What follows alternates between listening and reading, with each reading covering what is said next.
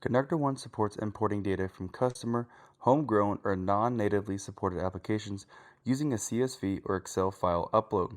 Many companies use homegrown or custom software not natively supported by Conductor1 integrations, so you can import the key data from the software, then use Conductor1 to conduct access reviews and manage permissions. Conductor1 accepts custom CSV files, our templates, and custom Excel spreadsheets.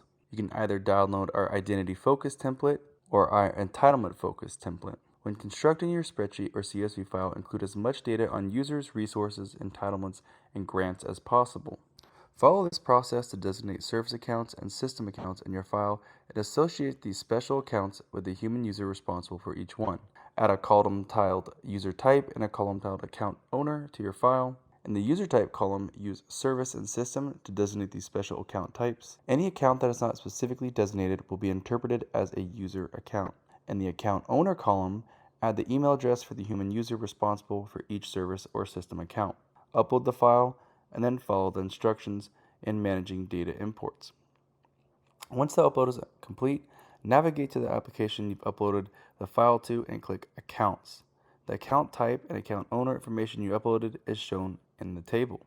Upload and manage application data in Conductor1 on the Applications Imports tab.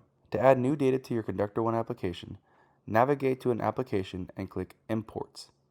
Click Import App Data and choose your import method.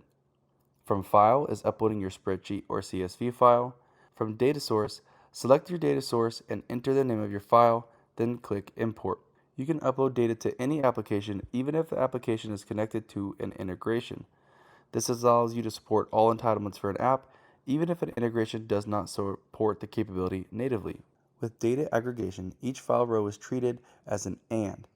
This allows you to manage entitlements in multiple files or to have user files and grants file and so on. This means that when you upload a new file, the existing data is not overridden.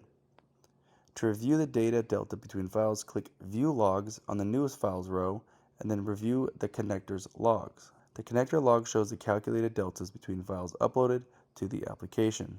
To ensure that the data in your spreadsheet maps accurately in Conductor1 system, map your spreadsheet's values to those used by Conductor1.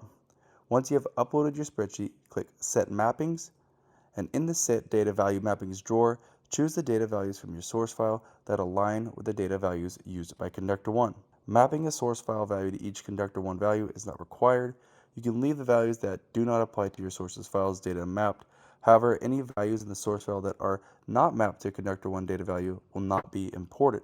Once you've mapped the data values, click Set Mappings to save them. When you set the mappings, Conductor1 automatically processes the data with the changed mappings. You can see the output of the changes by viewing the logs.